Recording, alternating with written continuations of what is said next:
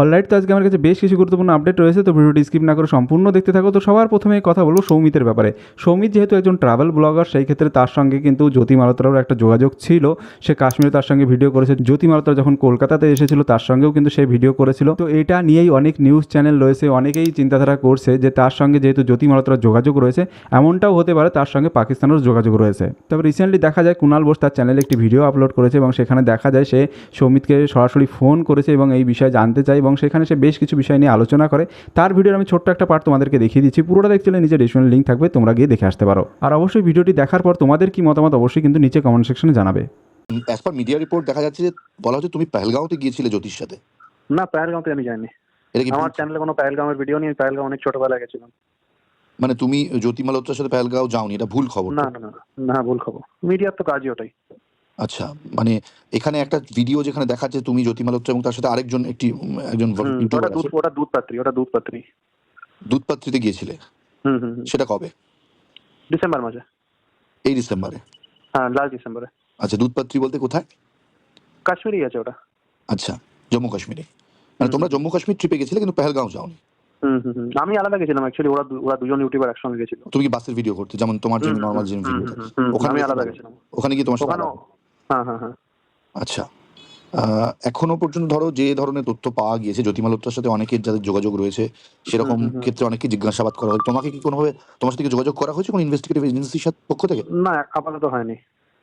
কেউ যোগাযোগ করেনি? মানে সেরকম পরিস্থিতি নয় যে তোমার সাথে যোগাযোগ করা হয়েছে এখনো পর্যন্ত? না।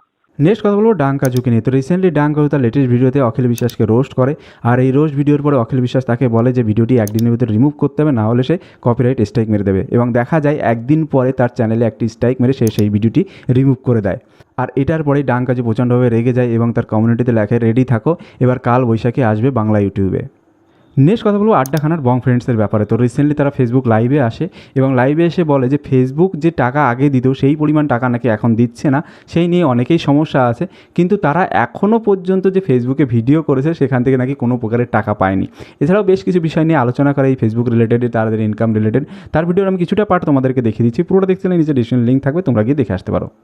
হ্যাঁ, আর ব্যাপারটা হচ্ছে যে যা সমস্যা দিচ্ছে ফেসবুকটা, আমি ভাবছি আর ভিডিও সত্যি ফেসবুকে খুব সমস্যা করাচ্ছে। ইউটিউব কি আরাম, মানে সাপোর্ট সিস্টেম আছে। সবাই তোমরা হয়তো জানো না যে ওই যে এখন সবাই ভিডিও বানাচ্ছে না যে ফেসবুক টাকা দিচ্ছে না, ফেসবুক থেকে আমরা কিন্তু কোনোদিনই টাকা পাইনি। হ্যাঁ, অ্যাকচুয়ালি মানে ফেসবুক যখন টাকা দিত তখন আমরা ভিডিও বানাতাম না। হ্যাঁ। নেক্সট কথা বলবো ল্যাথখোর আর উজ্জ্বলদার ব্যাপারে। তো তোমরা সবাই জানো ল্যাথখোরকে বেশিরভাগ টাইম দেখা যায় উজ্জ্বলদার দোকানে ভিডিও করছে এবং উজ্জ্বলদার সাথেই বেশিরভাগ এদিক ওদিক ঘোরাফেরা করে। তো অনেকেই এই জন্য ল্যাথখোরকে বলে যে উজ্জ্বলদা নাকি ল্যাথখোরের বাবা। তো রিসেন্টলি এই বিষয়ের উপর উজ্জ্বলদা রিয়াক্ট করে এবং সেখানে সে যেটা বলে, কলা পাতা কোথা থেকে আসলো হঠাৎ করে? বাবা বল। ও হ্যাঁ, তাও তো ঠিক না, ভিডিওর খাতিরে তো বলতে হয়।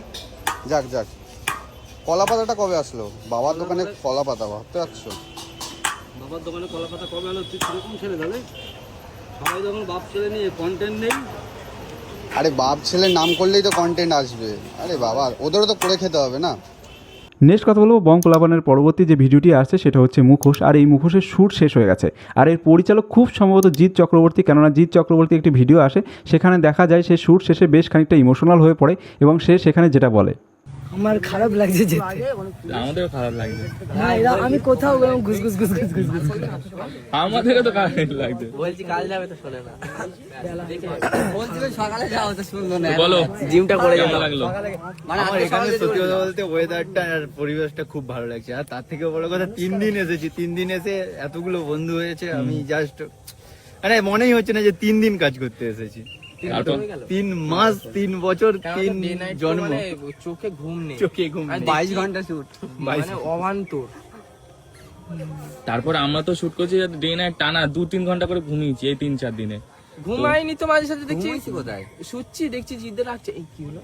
দেখছি সকাল লাস্টের সিন করছি, ঘুমোচ্ছি, লাস্টের সিন করছি, ঘুমিয়ে লাস্টের সিন করতে আমাদের একটা সময় শুধু ফিল্ম মেকিং করবো, শুধু সবাই একসঙ্গে থাকবো। তো এখনকার পর্যন্ত এইটুকুই। দেখা হচ্ছে নেক্সট ভিডিওতে, ততক্ষণের জন্য থ্যাংক ইউ অ্যান্ড বাই।